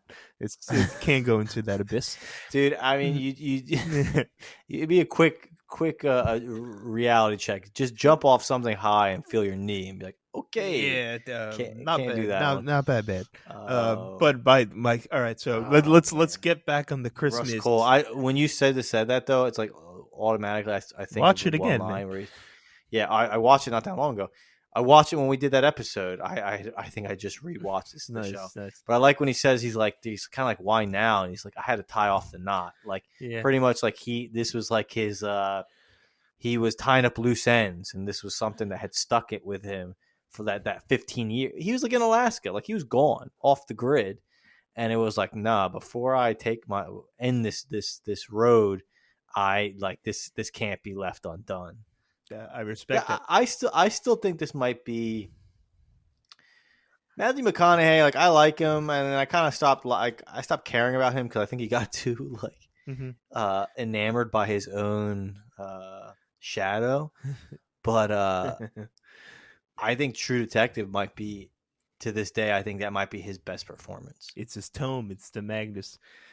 Yeah. Like I like thinking about it now for a second. It's like I don't think he's ever done better than that series. Like because that was like 10 movies. It's such a great television show. It's unreal. Anyway. But to bring it back to staying in the same forum, what are Chris Corvo or the Corvo family? Christmas movies. Give me a top 5, no order. Christmas movies. Okay, so I watched Love Actually yesterday. I like that movie. We'll probably watch Die Hard. Nice. Because Die Hard will be on. It is a Christmas movie. Yeah, it is a Christmas. They're all Christmas. Yeah, every Die Hard movie takes place like in Christmas. Not the third one. Not with Sam Jackson. No, that's like a random one. Yeah, the first two are Christmas. Christmas. What else? Because like we're not the Christmas Story. I never really liked that movie. Neither do I. Yeah. I just don't like it. And some people love this film. And I'm like, maybe I'm too old or was too young. I don't know. Home Alone would be another big one. Mm-hmm. Actually, I think both Home Alone, the first and the second one, I think both take place They do during Christmas time. Yeah. What is that? That's 3. I like The Grinch. The live action Jim Carrey or the cartoon, the animated. I like both. All right. I like both. And I don't know. Let me think. What was the fifth one? I like Bad Santa. I enjoy. I love that you said that. Yeah. And I also like. I like the Arnold Schwarzenegger movie when he's trying to get Jingle All the Way. The gift Jingle All the Way is great, and I even like the Tim Allen when he Claus. Yeah. Yes, I like that movie too. Yeah. There's a new Santa Claus movie that's kind of like a Bad Santa-ish, where like I think Santa is like somehow like a like supernatural creature, and they're trying to kill him. It's a horror movie, or it has John Leguizamo. Yes. I kind of want to see that too. It's like a shoot 'em up. Yeah.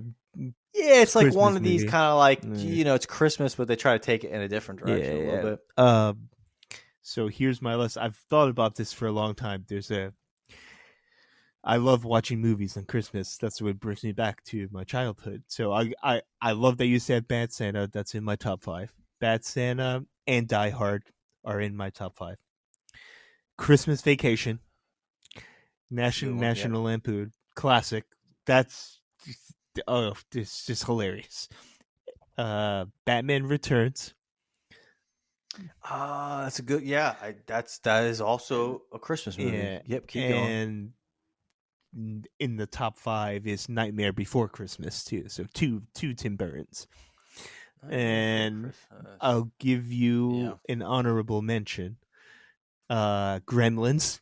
People forget that Gremlins also takes place on Christmas. Yeah, I didn't think about that. Gremlins. Muppet Christmas Carol. And Trading Places, Aykroyd and Eddie Murphy, also on Christmas. And and Jamie Lee Curtis. Yes. Dan Aykroyd's Love Matrix. I'm trying to think, is Edward Scissorhands a Christmas movie? It is. That's another movie. I like that movie a lot, actually, but it's hard for me to watch. It's a very sad movie. It is. But now that you said Edward Scissorhands, Tim Burton loves Christmas. It looks like. Yeah, you're right. Because there's a couple. I mean, there's another. Isn't Carol? He did a movie called Caroline. I think it was another one of his weird animated films. Yeah, Tim Burton has something new out now. He rebooted the Addams Family. It's called Wednesday. It's centered on Wednesday. I watched it. Yeah, I watched it with my sister. It's good. It's good. I didn't realize that he directed it because it's not as Tim Burton-y. Like because it's a Netflix movie, a show, but it's good. Like the girl who plays Wednesday is like, she's very likable. Like she does a great job. Addams Family. I love the Addams Family. One of my favorite movies as a child. The Raul Julia one, not the bullshit other ones. No. Yeah, the classic one. Yeah, with Angelica Houston and Raul Julia. Yes, that's a fantastic one. And Christina Ricci, who I've met in real life. Yeah, didn't you meet her at the Apple store? I helped her at Apple. She is tiny, but she's a sweetheart. Very, very nice. Yeah. It's kind of funny how like a lot of these actresses that on the ones that you've seen time and time again, they're small. Very small. They're very small. Like a Calista Flockhart, like tiny. Yeah. Frail would be even a word to describe them in some cases. Mm-hmm. Tom Cruise also like 5'5", man. Well, and that's why Tom Cruise can look big. Is like because the girls that are like, like Angelina Jolie, like these people are small. Like they're not very big. They're not robust Germanic Viking like characters. Mm-hmm. They're like these tiny people. Yeah, no, true. They're not. What's that family that they're all actors? The Skarsgårds. They're huge. Oh yeah, Yeah, they're not them. They're yeah, like all like over 6 foot tall, yeah. man. They're It's all like a Vikings. They're friggin' all Vikings. family of giants. Yeah, they got the Norse blood in them. That's why. Yeah, it is kind of crazy how like that part of the world like that. Yeah, you say it kind of like Viking. No, they're legitimately Legitimate. got Viking blood in them. Like I remember when we worked at the Apple Store, you would get families because you're in New York. It's a lot of tourism, Mm-hmm. like from Scandinavia, and the whole family is over 6 foot tall, and like the kids are young. They're like 12, 13, 14, like just at puberty, girl and boy, and they're like towering over you. It's kind of crazy like how big the people are there. Yeah, that's kind of cool. One of my favorite jokes that I've heard. I forgot which comedian said this on a stand-up. I'll give him credit when we do one of our good like go back episodes. Exactly. Or error Yeah, episode. error. I like that. Misfires. So Yes. he goes. I went to Norway. He was in Oslo, Norway, which is by that part of the world, the Scandinavia. And he goes, well, he's like, I went to Norway, and you want to know what the people in Norway are like? Every girl looks like Tilda Swinton, and every guy looks like Tilda Swinton. It's a world of androgynous, blonde-haired, blue-eyed people. So I was like, "That's hilarious." That's because it's true, though. They're all tall, very blonde, blue-eyed, pale skin. They're all Tilda Swinton. He's like, everybody looks like Tilda Swinton. I'm sorry. That's funny. But yeah, I forgot. It's one of the like our crew of comedians that we have. Like it's either like Joey Diaz, it's someone in the crew, like Bill Burr, like they're all friends with each other. Yeah, it's someone in that crew. I just can't remember who it was. They need to come up with a name for that because there is definitely like that. They're like a rat pack group. Yeah, they're like a rat pack of like. Yeah, like the Louis C.K. is kind of like the old statesman. He's like not in the group, but like they all pay homage to him. But like the Bill Burr, Dave Chappelle, Joe Rogan, who I don't particularly enjoy his comedy, but I like Joe Rogan's show, and I like Joe Rogan for the most part. I like Joe Rogan's podcast way better than his stand-up. I don't think his comedy is funny at all. Yeah, like, I think he's kind of corny. Yeah. But like Theo Von is kind of also in that group. Tim Dillon. Theo Von is hilarious. Tim Dillon also hilarious. Yeah. Tim Dillon too, man. The character he plays and like some of the stuff he gets away with saying, like I actually like. Like I like it a lot because like sometimes I'm like, dude, there needs to be some people like you. I don't particularly think you're necessarily maybe the best people, but like I like how you call it like it is and you call bullshit. Like I think that's an issue right now is that like no one's calling bullshit. And it's just too easy in this day and age to like, it goes back to the fraud stuff. It's like, there's no consequences. Yeah. Like, you know what I mean? Like you can just do whatever you want and there's no consequences. It's like, we had this conversation once about like New York, because you grew up in New York. Mm-hmm. I did not. But like, there was a time, like New York in the 70s and the 80s was more of a rough place. And also New Yorkers in general were probably more rough. Like, the people who lived, like were from there, like Queens, Brooklyn, been there two generations, whatever. Like these are rough people. Like if you're on a train and like a homeless guy started to get in your face, like I would imagine in like the 70s and 80s, like I'm not trying to like a plumber from the Queens would like put you in your place. You know what I mean? Like if someone was like talking up a woman or being like kind of like rude or abusive or whatever, there might be someone on that subway train who's gonna like stand up and like there's danger involved. Like I'll fuck you up. Like get away from her. Go away. Like these are like, you know what I mean? Like there was consequences for actions. And like nowadays I don't think there is any consequences. It's like like you just see time and time again, people do things that are like borderline illegal and there's just no like repercussion for it. It's like not good. It's like a bad chain reaction. Changing subject for 1 second, but kind of ties in. Did you see the court case with this one recently? I saw this. This must have happened like in the last few weeks. It was like a young woman went to like help her stepdad, and then saw on his computer like a naked picture of her from, let's say, like, I don't know, 10 years ago. And then she like essentially plotted to kill him, like fed him some form of narcotic and like strangled him, or like somehow killed him intentionally, and then like went to court, murdered him, like, yeah, 100% murdered him. And then she was in court, like she went through court intentionally. That was funny. And yeah, she killed them intentionally. Murdered. This is not an accident. This is a murder. Yeah, murder.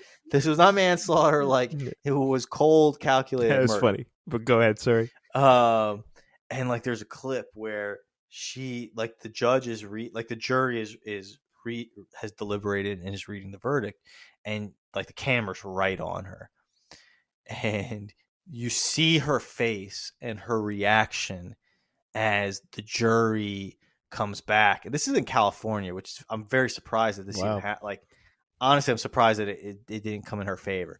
But like, it came back and they were like, guilty.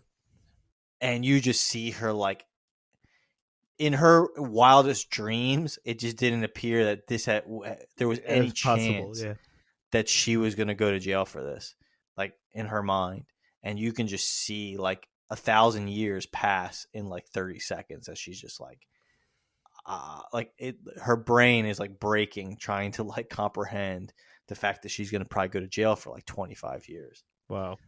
No, I don't know this. I don't know why I brought that up. Yeah. It's dude, it's very random. What is it? Because I think you were trying to lend evidence to your point that, like, the time that we live in now, people don't think when they act there couldn't ever possibly be any consequences to their actions. I 100% thought that she saw her motives as like a righteous like act, justified, that, or like valiant. This dude had valiant. This person had like I kind of like taking back my power, like whatever, and like they're gonna see that this was like I'm the hero here, and that's why I said, like, in California it's kind of surprising. But yeah, it was like, no, you murdered someone. Like, no matter what, you murdered them. Cold, calculated, pure, cold-blooded murder. Premeditation, baby. Mens rea. Shout out law school. Mens rea. There you go. Yeah, who am I talking to? I'm talking to Bobby Ye, attorney at law. Yeah, it's called mens rea in the old Latin. Once there's premeditation, you're fucked. You're in big time trouble. And she didn't think about that, did she? Didn't watch enough Law and Order, did you? But no, I mean, she probably could have got away with it if she just like acted in the moment. Yeah, maybe. Yeah. So I don't know, but but I agree totally to your point. People, and in this day and age, it's. I don't want to use the world. I don't want to use the word Wild Wild West, but it kind of is now. Like, people, especially with like Twitter and all the social media, if they think it's like what's that movie? Thunderdome. They think it's Thunderdome. It's just anything's, you can just do whatever. It's chaos. It's Mad Max. But there's sometimes, man, and I actually think of all the institutions in the modern world that we live in now that's actually getting better and progressing in a beneficial way is the justice system. It's getting better because the justice system, we just talked about it. Weed, you would get fucking hammered for weed 20 years ago. And the justice system now, I think now with one of the institutions, you can say, obviously there's still shady dealings, and there's still crooked lawyers and ambulance chasers and all that other nonsense. But the justice system now with like the forensic evidence, the justice system is maybe one of the last bastions of government that it's actually progressing in a positive way. So, I mean, well, I think with the DNA, I think that's the forensic stuff. Yeah, that's huge because think about it, before you could.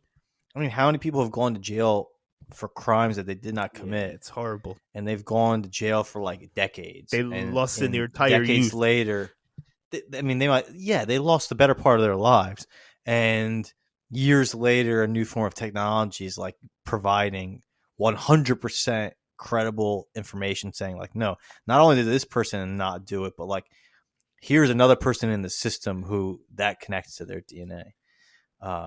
So here, okay, speaking about the like the justice system, and also that you're a lawyer or have legal training Yeah, and have yeah, passed yeah. the bar. No Uh, longer licensed. yeah, so I don't. He Yeah, can't give legal advice. no, can't sign Actually, you documents. probably can't. I can give Yeah, advice. I can counsel. yes, I'll say you Can't probably sign can give documents. legal Yeah. advice because you're not a son. Yeah, but what I was going to ask you is like, what is your thought on like some of these states or cities who are turning a blind eye towards like petty crimes? Like, what is your view on that? I mean, I think that is an epidemic in certain cities. Like Chicago, I think is having that. I know. I mean, unless it's propaganda, I don't think it is. Like California, a lot of like L.A., San Francisco, like you can essentially rob a store as long as it's within a, and no one can do anything about it. As long What are your as thoughts on you that? take, yeah, it's like theft under 1,000. As long as it's misdemeanor, they're Yeah, probably I mean, I think letting it. yeah, exactly. Or also that even these people when they go to court, it's like the they're choosing not to prosecute. Okay, yeah, it's probably because the legal system is backed up so much. The docket is months, if not years long. But as a man who has been convicted of a misdemeanor theft charge, as we all know, I'm for it. I'm for it. Let's not jam up someone who stole a couple candy bars from your local Well, bodega. but what if they do it on a regular basis? Uh It's no longer a one-off. It's like becoming let's call it a part-time job. yeah. Which So there is a term now in LA. It's called boosting, which essentially is that. um, well, I can give you my like legal answer, and I can give you the moral answer. The moral answer is that's fucked up. You're a piece of shit if you're doing that because you're stealing from someone who's trying to run a business and their own personal business. It's like the local bodega owners. There's no franchising there. You're literally taking money from someone's pocket on a consistent basis. That's fucked up.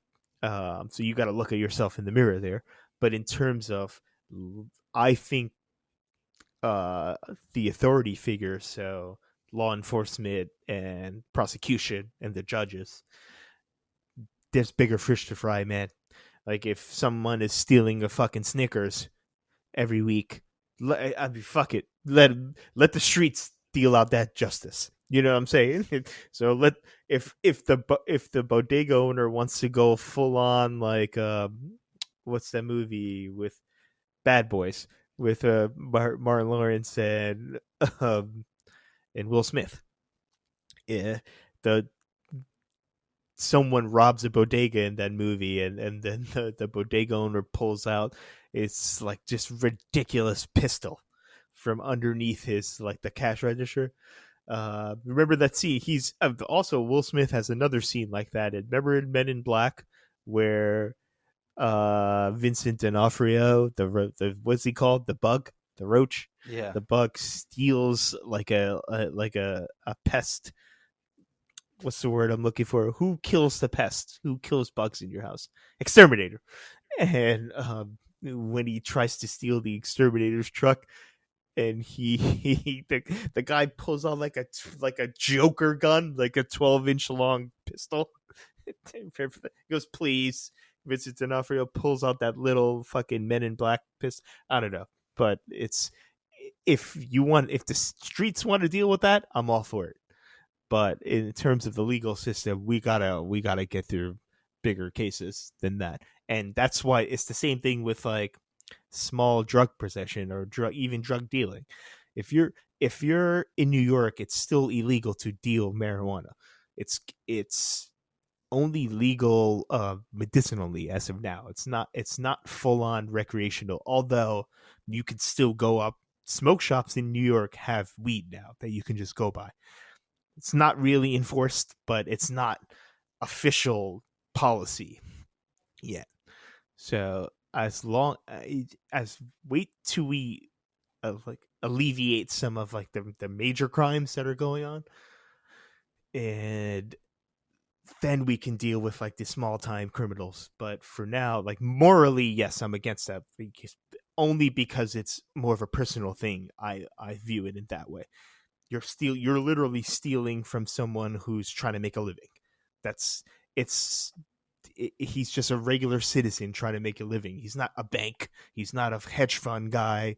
You know what I'm saying? He's not some big corporate institution that you're taking from a guy that's just that more than likely in terms of major cities is an immigrant that moved here and he's just trying to run a business, and you're fucking him over to his face over and over. That's I'm not down with. But in terms of the enforcement and the jurisprudence part of it, we got bigger fish to fry as of now. So pack of Skittles, I'm willing to let the pack of Skittles go. You know what I'm saying? That's that. I know I've been long winded, but that's my answer. No worries. So I want to tie this back into, I'd asked you before we were going to do this episode, like, let's do some predictions for the new year, 2023. And as we're coming up on an hour and 40 minutes, did you get a chance to think about that? What are your thoughts predictions on, like, on just the world?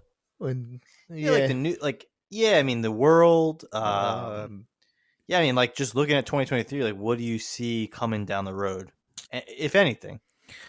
Maybe you're going to take it a day at a time and let what happens happen. I think marijuana becomes federally legal in the entire United States. That's a bold prediction. I'm going to say by this fall, it's going to be medicinal legal for marijuana in all 50 states. And New York is going to be recreational. There'll be dispensaries in New York before the end of 2023. For sure. Done. So that's number one. So we can all get stoned together and not have to fucking worry about the cops crawling up our ass for no reason. Which is going to put a lot of people out of business, though. The black market does not want that to happen. But that's a whole nother episode. Yeah, actually, while you were talking a moment ago, I saw a headline that was saying that the black market of cannabis in the U.S. is actually like causing the legal market a lot of problems, because it's still cheaper to buy it in the black market than it is to buy it in the legal market. Yeah, then we're going to start getting into like some Goodfellas casino shit, where Robert De Niro is going to have his henchmen burn down your fucking dispensary because my man needs to sell his weed that he got illegally on the side. You get me? They'll find a way. Nature will find a way. Like what is Dr. Ian Malcolm said? Life finds a way. Life, yes, life. Life finds a way. The new Jurassic Park movie is an abomination, by the way. Horrific. Don't watch it. Do not watch it, even though it has Sam Neill, Laura Dern, and I like Sam Neill, but there's a good movie with Sam Neill, and this I'll just a brief momentary tirade. Yeah. If you see it, I think it's on Netflix. It's great. Sam Neill's awesome. I love actor. In Boondock, and not in Boondock, in Peaky Blinders, fantastic. Yes. But it's like he plays. He's from Australia, I think. It's an Australian movie. It's like him. He's like this old guy, and there's like this young kid, and it's just like this odd combination. And they're living in like the outback of Australia, like kind of off the grid. Mm-hmm. I gotta find out what it's called. But anyway, sorry, keep going. Wait, I like Sam Neill too. I want to see that movie. I didn't know he was Australian. Is he? Yeah, he's either New Zealand or Australia. He's from Oceania. One of the two. That all right. That's cool. Because he put his Irish accent in Peaky Blinders is amazing. He's great, man. He created like such a villain in that movie. He's awesome in Peaky Blinders. As like the inspector who's trying to catch our boy. Speaking of our boy Cillian Murphy, Thomas Shelby, He has the. Did you see the Oppenheimer trailer? The Chris Nolan. I didn't see the trailer. I saw that there was a trailer, but I haven't seen it. Did you watch it? I did watch the trailer. How's it? Oh, Does that movie look it good? looks amazing. It's Cillian Murphy and Christopher Nolan. How can it not be good? It's ridiculous. And I believe the music is Hans Zimmer again, of course. But Interesting. I mean, I feel like Chris Nolan has his crew of people that he likes, and they just pop up time and time again. Yeah, it's that movie looks really good. But it's the trailer alone has like 35 million views on YouTube, and it came out like 2 days ago. It's ridiculous. It is because it's like, dude, I don't watch movies anymore. Not really. Because I don't even think there's good movies that come out anymore. Like, maybe I'm wrong, but like, remember when we were kids, not even kids, like a few years ago, like you'd see, I would go to the movies. Like there would be movies that come out and I'd be like, I want to go see that. Like that like seems very interesting to me. Mm-hmm.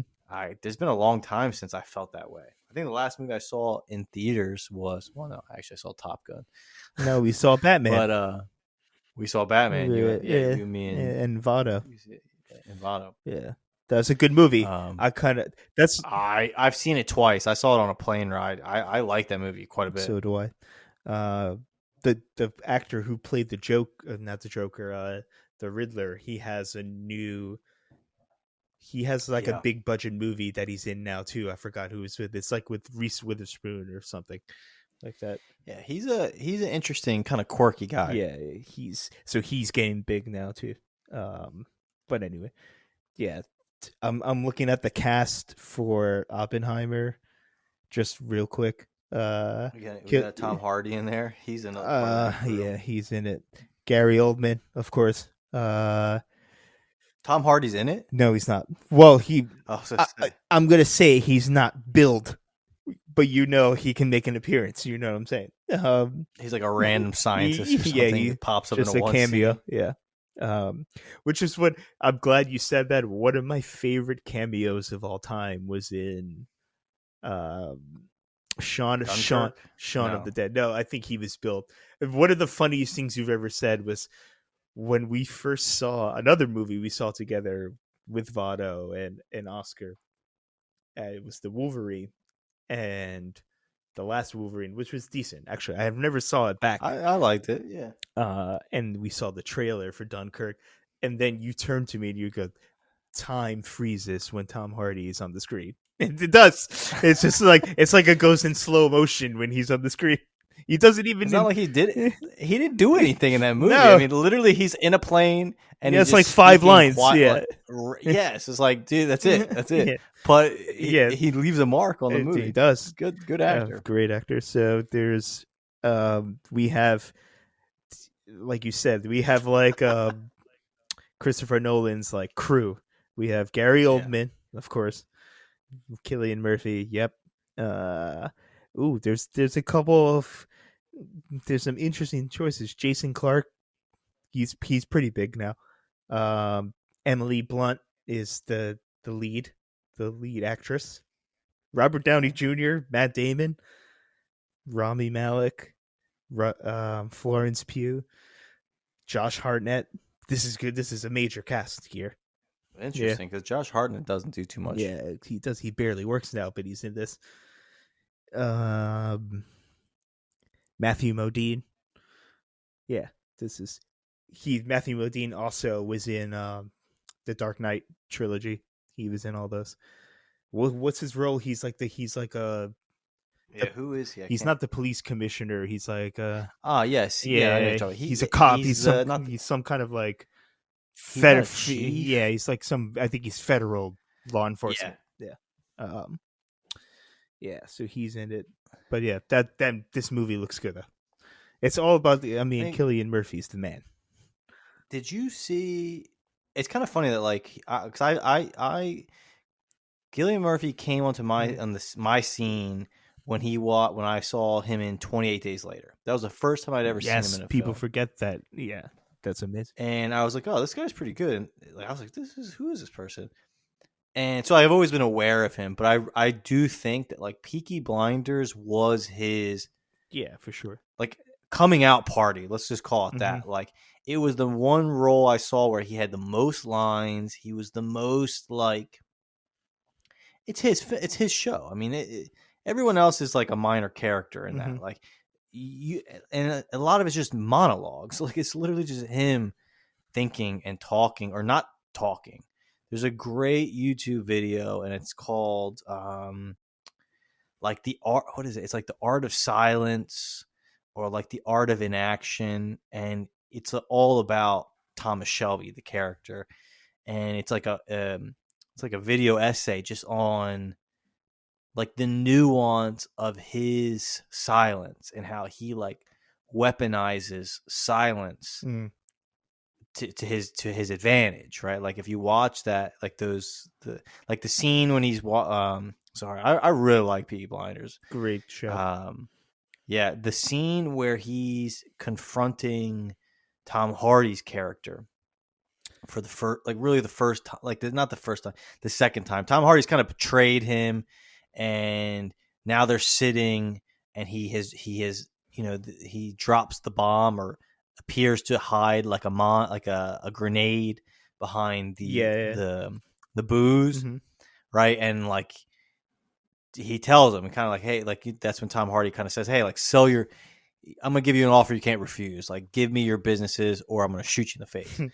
And that whole scene, he's just like unperturbed, no reaction, no real facial expression, calm, silent, very economical in his movements and his behavior.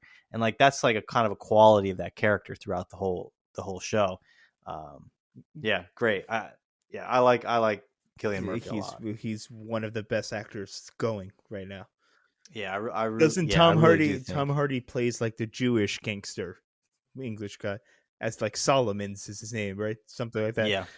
What a role to like this shit. Every time Tom Hardy, he's usually only in one scene, and he's just the man. Yeah, I kind of feel like he became kind of a meme of himself a little bit, but like, I like it. I kind of feel like he's like, hey, I'll do it. Yeah, sure. Okay, this is what I'm gonna do. I'm gonna wear a lot of rings. I'm gonna like, this is my idea. And they're like, yeah, that sounds good. Go, like, do whatever you want. Like, here's the lines. If you want to change them, change them. You got to be here at this time. When we hit action, just do what you got to do. Yeah. And I feel like that's what he does. He's kind of like our generation's Marlon Brando, because Marlon Brando was kind of like that. Yeah. But in a more of a negative way. Like, he wouldn't say his lines. He would like improvise. You never knew what you were going to get. I feel like Tom Hardy's like a better version of that. Yeah, no, I agree. My last line on Tom Hardy is Taboo. Taboo season 2 is coming up. It's coming. They made it. They're making it. Ridley Scott. That's crazy. And the title of this article is "Everything You Need to Know About Taboo Season 2 Potential Release Date." And then the first, like, whoever wrote this article is the man. The first line, the first sentence is just one word, and it says grunts. That's it. Which is like, that's it. Half of Tom Hardy's lines in Taboo is just like the affirmative or like negative grunts. He don't even speak, man. Like, that's what I'm saying. He's very good at not talking, and it doesn't. There's very few people who can, like, very few actors whose inaction or silence, just pure body language, is so powerful that it's enough, right? Like with Tom Hardy, you don't need to talk that much. It's not like, if you watch Taboo, he does not have that many lines. Yeah. Yet in no way does that affect negatively his performance. He's still interesting to watch and observe, even though he says maybe like one sentence every like 3-4 minutes of the show. Yeah. I have a use for you. That's it. That's it. I have a use for you. Yeah, that's it. That show is violent, man. Show is good. Violent. You know who's also one of my favorites now, and then we should probably start wrapping it up. Stephen Graham. Stephen Graham is the man. Dude. Is he also in Taboo? He's in Taboo. He plays like the wild lunatic, like street gangster guy. You know? Yeah, he has the tattoos all over his head. All over his face and shit. Yeah. He's another actor who, like, He was in The Irishman. Dude. he was in Snatch. Yes.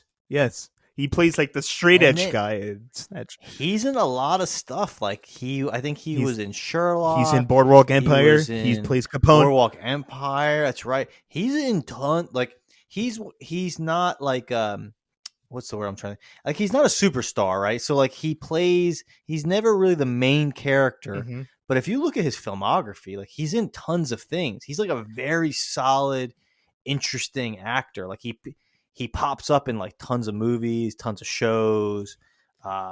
His character in that is like very interesting. Yeah, right? It's like cool. I like when doesn't he steal Tom Hardy's horse? Yeah. And then he come, and that was like kind of a way to get him to like come and talk to him. Right. I have a use for you. Yeah, exactly. It's like the way to get what's his name? James Delaney. The way to get James Delaney's attention, steal his horse. And that's what Stephen Graham does. Yeah. But like they're like kind of friends. I like their friendship in that because it's just them fucking with each other all the time, but they're still like and he's afraid of them. Like he's afraid. Powers. Like, there's a scene. He has like voodoo powers. There's a scene. Like I think when they're confronting, and like this is he's a gangster. Yeah. Like he's a tough, scary person in his own right. And I feel like they're having a conversation. I forget what scene it is, and then Tom Hardy leaves. And then his reaction, like the camera kind of goes back on him, and he's like shaking. Yeah, he like shakes, like he's like, oh, like almost like he was like mustering courage to stay strong, so that they dealt with each other as equals. Right, but the moment he left, he was like, oh, yeah, he knew he was like a close call. Exactly. He's like, yikes, that could have gone very badly. Yeah. Like I pretty much like I danced with the devil, and I luckily I didn't get burnt this time. Right. Yeah, that's exactly, you took the words out of my mouth. He's like, he knew he was flirting with disaster there. And exactly. And he got away with it. A little too so close. It's like the relief, the look of relief. He's like, oh shit, I got away. But it's because everyone knows. I mean, not to ruin Taboo, everyone should watch that. Very underrated. This show's been on underrated. Years ago. Yeah, fuck it. Yeah, yeah. So it's teased. We don't know how James Delaney has obtained these mystical powers. There's a lot of Native American, like mythology. Yeah. There's also like an African twist to it. Like we don't know how he has these powers, but he has some. He might even be undead. We don't know. That's my conspiracy. That's my theory. I think we talked about this. My theory is James. He's not really alive. He's undead by some like magic is keeping him alive like a zombie. Yeah. Well, I like the line when he's talking to like his family servant, and the servant was talking about his father and how his father lost his mind, and he was like, he spent nights on the riverbanks. Yeah. I remember, like looking into the fires or something, and he's like, calling out to you, and I forget exactly what he said. He's like, he kept, I didn't hear him. I heard him. Yeah, I heard him. How? He's like, he spoke to me in the fires. Yeah, exactly. Yes, I remember that exact scene, and that's when he goes. I think the end of that scene is the servant, who's also that's a good character too. I like him too. He's like an Alfred. He's like the older like caretaker. Who's someone who he loves them. I mean, he loves like them. Alfred. Like that's the sad. Yeah, the sad scene is when like he finds out that he poisoned his father. Yeah, exactly.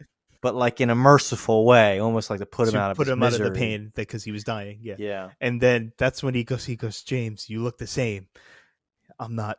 And then he goes, that's part of my evidence that he's not really alive. But anyway, that's it. Watch Taboo, everyone. Come on. Yeah, it's on Hulu. It's on Hulu. It's on Hulu. I might watch an episode tonight. I like that show a lot. Good. I think I just like Tom Hardy, man. It's unfortunate. I mean, Chris Hardy. I called you Chris Hardy. You still got the beard going? I can't see you. Still got the beard. I need to get a trim. All right, all right, buddy. All right, so, dude, Merry Christmas. Merry Christmas. Happy holidays. I'm off all next week, so we should do another episode. We will. Yeah. I sent you a video. Okay. I emailed you a while ago, like a couple days ago, about some random YouTuber I watched who did now we're going Ancient Aliens direction, about the moon. Yes. You should watch it. I saw the email. I haven't watched the video yet. I will. Also, make a note for that same guy. He does a video on Tesla and the pyramids that will blow your freaking mind. And I want to talk about it. That'll be the next episode. Aliens have been on my mind, and the pyramids, and yeah. So I want to go down that rabbit hole. All right. And one last thing, I want to plug our spin-off show, or my spin-off show, The Secret Truth with Bobby A, is coming out. And it's going to be a YouTube. This is breaking news, people. It's going to be a YouTube. So you're going to see this ugly mug on your screen. And I'm going to make it a video, like a video blog, like a vlog type thing. And The Secret Truth is coming. So that might be a Christmas present for everyone. The Secret Truth is on its way.